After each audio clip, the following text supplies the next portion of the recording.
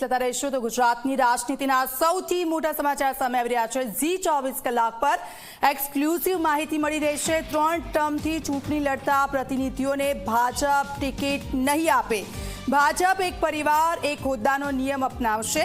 સ્થાનિક સ્વરાજ્યની ચૂંટણી એક હોદ્દો એક નિયમ અપનાવવામાં આવશે। તો સ્થાનિક સ્વરાજ્યની ચૂંટણીને લઈને આ મહત્વની ખબરો જે સામે આવી રહી છે અને આ વખતે ભાજપે પોતાની સ્ટ્રેટેજી બદલી છે। હિતલ પારેખ અમારી સાથે જોડાઈ ગયા છે। હિતલ, સ્થાનિક સ્વરાજ્યની ચૂંટણી સામે આવી રહી છે ને એ બધાની વચ્ચે એક મહત્વની ખબર છે કે ભારતીય જનતા પાર્ટી આ વખતે પોતાની સ્ટ્રેટેજી ચૂંટણીમાં બદલી શકે છે।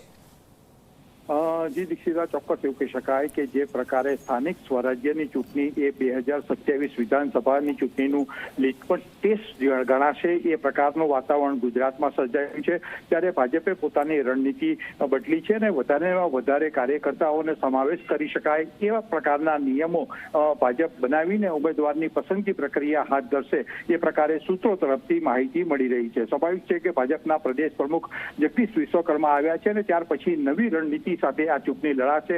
એમાં મહત્વનું કહી શકાય તો બે મોટા ફેરફારો અત્યારે ભાજપ કરવા જઈ રહ્યું છે, જેમાં એક પરિવાર એક હોદ્દોની વાત મૂકવામાં આવશે। કારણ કે પરિવારમાંથી ઘણા બધા લોકો ચૂંટણી લડતા હોય એવા ભૂતકાળમાં દાખલા છે। એ સ્થાનિક સ્વરાજ્યની ચૂંટણીમાં ન થાય અને સામાન્ય કાર્યકર્તાઓને નારાજ ન થાય એ માટેની આ એક રણનીતિ અપનાવી છે। સાથે સાથે જે 3 ટર્મથી ચૂંટણી લડતા હશે તે લોકોને પણ ટિકિટ નહીં આપવાનો ભાજપ દ્વારા નિર્ણય લેવામાં આવ્યો હોવાની જાણકારી અત્યારે મળી રહી છે। એટલે સ્વાભાવિક છે કે જેમ જેમ સ્થાનિક સ્વરાજ્યની ચૂંટણીઓ નજીક આવશે એમ અનેક ફેરફારો થશે, પણ અત્યારે પ્રથમ તબક્કે ભાજપે તમામ કાર્યકરોનો સમાવેશ કરવા માટે આ પ્રકારના ફેરફારો કરવાનો નિર્ણય લીધો હોવાની જાણકારી સૂત્રો તરફથી મળી રહી છે। જી બિલકુલ, આભાર હિતલ સમગ્ર વિગત બદલ।